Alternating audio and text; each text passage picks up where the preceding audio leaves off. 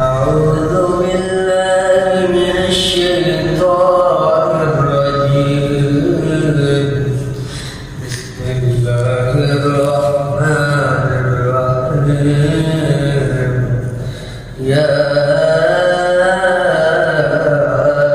أيها المزمل قم الليل إلا قليلا نصفه أو انقص منه قليلا